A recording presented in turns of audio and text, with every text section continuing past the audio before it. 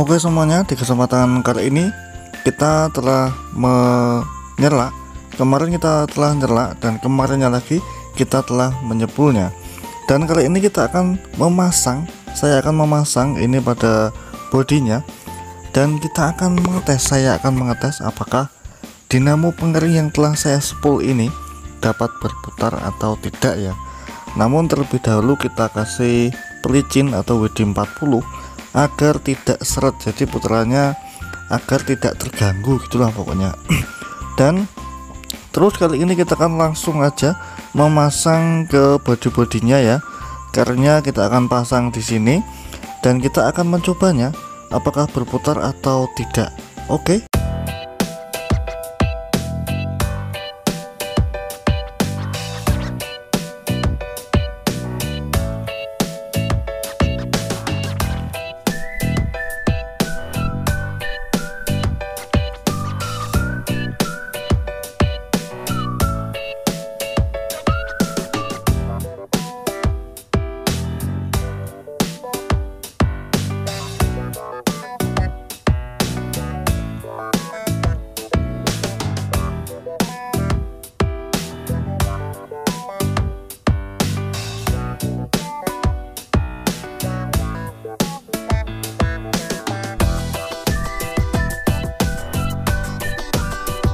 Dan dinamo pengering telah kita pasang, lalu akan kita coba.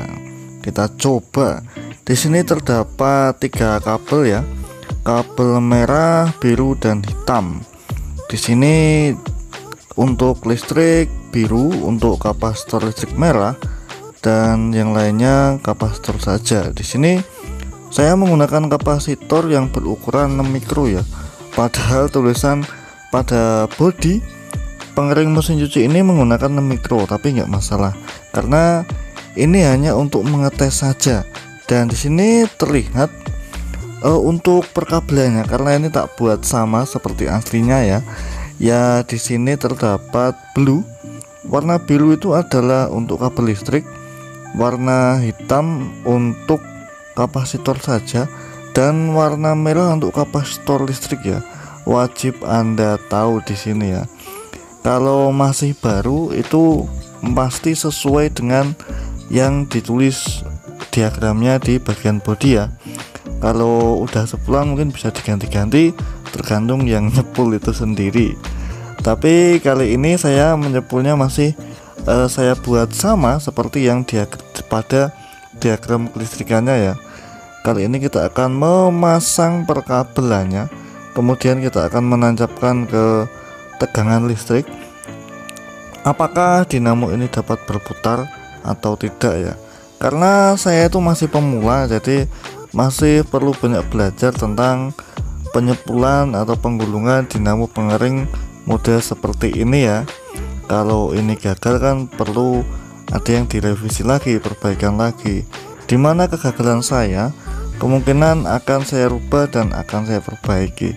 Kita coba tancapkan listrik. Oke, kalau Anda lihat dari sini dinamo asnya berputar ya seperti ini, dan mungkin masih oke lah, bagus lah. Tuh, coba dibuat di 720p atau 1800, 1080, maka akan secara detail terlihat perputarannya ya. Dan mungkin sekian dulu video kali ini, semoga bermanfaat untuk Anda. Jangan lupa klik subscribe, dan untuk melihat video yang lainnya atau part pertama dan part kedua, Anda dapat melihat di link deskripsi di bawah ini ya. Oke, sampai jumpa, selamat siang dan terima kasih telah menonton ya.